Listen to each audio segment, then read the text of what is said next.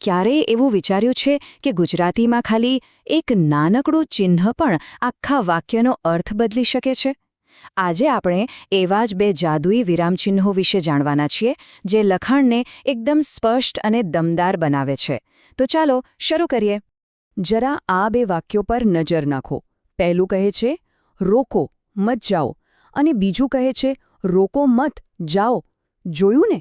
ખાલી એક નાનકડા અલ્પવિરામના કારણે આખી વાત જ ફરી ગઈ.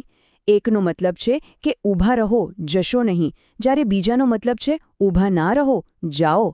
આ જ તો છે વિરામચિહ્નોની અસલી તાકાત. તો ચાલો આપણા આજના પહેલા હીરોને મળીએ, અલ્પવિરામ. એણે વાક્યનો શ્વાસ પણ કહી શકાય. જેમ આપણે બોલતી વખતે થોડીવાર અટકીએ છીએ, બસ એ જ કામ અલ્પવિરામ લખાણમાં કરે છે. એ વાક્યને શ્વાસ લેવાનો મોકો આપે છે અને અર્થને એકદમ સ્પષ્ટ બનાવે છે. તો આ અલ્પવિરામ છે શું? બહુ જ સરળ ભાષામાં કહીએ તો એ વાક્યમાં આવતો એક નાનકડો બ્રેક છે. જાણે રસ્તા પરનો કોઈ સ્પીડ બ્રેકર જે આપણને કહે છે જરા ધીમા પડો, અહીં કંઈક સમજવા જેવું છે. એનું મુખ્ય કામ છે વિચારો અને વસ્તુઓને અલગ પાડીને કોઈપણ પ્રકારની ગૂંચવણ થતી અટકાવવા. તો સવાલ એ છે કે આ અલ્પવિરામ વાપરવો ક્યાં? વેલ, એના અમુક પાક્કા નિયમો છે. જેમ કે જ્યારે 3 કે એનાથી વધારે વસ્તુઓની યાદી બનાવતા હો, કોઈને નામથી બોલાવતા હો, સરનામું લખતી વખતે, હા કે ના જેવા શબ્દો પછી, અને હા, કોઈના બોલેલા શબ્દો લખતા બરાબર પહેલા. ચાલો આ બધાને ઉદાહરણ સાથે સમજીએ એટલે બધું પાણી જેવું સાફ થઈ જશે. અહીં જુઓ, આપણી મૂળ સ્ત્રોત સામગ્રી પણ આ જ વાત કહે છે. જ્યારે પણ કોઈ યાદી હોય તો દરેક વસ્તુ પછી અલ્પવિરામ મૂકવો ખૂબ જ જરૂરી છે.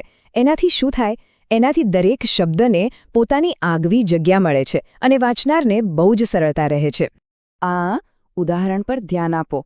અમે જામનગર, દ્વારકા, સોમનાથ, પોરબંદર તથા દીવ જવાના છીએ. અહીં દરેક શહેરના નામ પછી જે અલ્પવિરામ છે ને, એ જાણે એક નાનકડો શ્વાસ લેવાની જગ્યા છે જે આખી યાદીને સ્પષ્ટ બનાવે છે. જરા કલ્પના કરો તો કે જો આમાં અલ્પવિરામ ના હોત તો બધું ભેગું થઈ જાત, ખરું ને? અને બસ એ જ રીતે જ્યારે આપણે કોઈના શબ્દો બરાબર એમના એમ જ કહેવા હોય, ત્યારે પણ એ શબ્દો શરૂ થાય એની બરાબર પહેલાં અલ્પવિરામ આવે છે. જેમ કે ગાંધીજી કહે છે, પછી એક નાનો પોઝ અને પછી એમના શબ્દો. આનાથી તરત જ ખબર પડી જાય કે હવે જે આવશે એ કોઈ બીજાની કહેલી વાત છે. ચાલો હવે અલ્પવિરામથી આગળ વધીએ અને આપણા બીજા મહત્વના ચિહ્ન પર આવીએ, અવતરણ ચિહ્ન. આનું કામ તો બહુ મજેદાર છે. એ શબ્દોને જાણે કે અવાજ આપે છે. એ આપણને બતાવે છે કે આ શબ્દો કોઈ બોલી રહ્યું છે અથવા તો આ કોઈ ખાસ શબ્દ છે જેના પર ધ્યાન આપવાની જરૂર છે. હવે અવતરણ ચિહ્ન પણ 2 પ્રકારના હોય છે.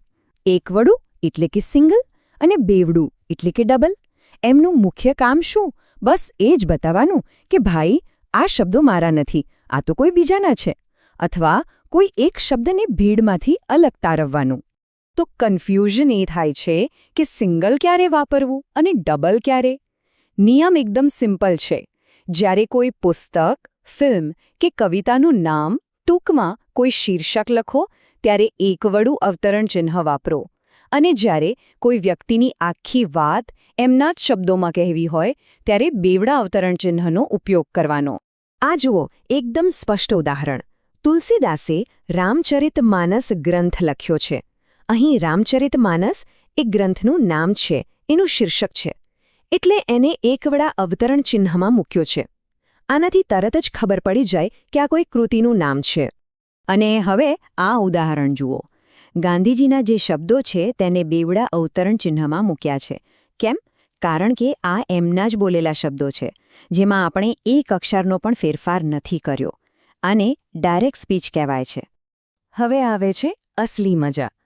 ધારો કે કોઈ કંઈક બોલી રહ્યું છે અને એમના બોલેલા વાક્યની અંદર જ કોઈ પુસ્તકનું નામ આવી ગયું તો ત્યારે શું કરવાનું? બસ ત્યારે આપણે આ બંને ચિહ્નોનો એકસાથે ઉપયોગ કરીએ છીએ. આને અવતરણમાં અવતરણ પણ કહેવાય છે. ચાલો આને આપણે સ્ટેપ બાય સ્ટેપ સમજીએ. પહેલું સાદું વાક્ય છે. બીજું, શિક્ષકની આખી વાતને આપણે બેવડા અવતરણ ચિહ્નમાં મૂક્યું કારણ કે એ એમના શબ્દો છે. અને ત્રીજું, એ વાતની અંદર જે ચોક્કસ નામ છે, સરદાર સરોવર, એને આપણે એકવડા અવતરણ ચિહ્નમાં મૂક્યું. જોયું કેટલું સરળ અને સ્પષ્ટ થઈ ગયું. તો આ બધા નિયમો અને ચિહ્નોનો આખરી હેતુ શું છે? બસ એક જ, આપણો સંદેશ એકદમ સ્પષ્ટ રાખવાનો, જેથી આપણે જે કહેવા માંગીએ છીએ એ જ અર્થ સામેવાળી વ્યક્તિ સુધી પહોંચે, કોઈ પણ જાતની ગેરસમજ વગર. તો ચાલો ફટાફટ એક નાનકડું રિવિઝન કરી લઈએ. અલ્પવિરામ એટલે વાક્યનો નાનકડો શ્વાસ અથવા બ્રેક. બેવડું અવતરણ ચિહ્ન એટલે કે ડબલ કોટ્સ કોઈના બોલેલા શબ્દો માટે. અને એકવડું અવતરણ ચિહ્ન એટલે કે સિંગલ કોટ્સ કોઈ શીર્ષક કે ખાસ શબ્દ માટે. બસ આટલું યાદ રાખશો ને તો લખાણ ક્યારેય ગૂંચવણભર્યું નહીં લાગે. તો હવે સવાલ એ છે કે આ બધું જાણ્યા પછી જ્યારે કંઈક લખશો ત્યારે આ નાના પણ શક્તિશાળી ચિહ્નોનો ઉપયોગ કરીને લખાણને વધુ અસરકારક કેવી રીતે બનાવશો? આના પર વિચારવા જેવું ખરું.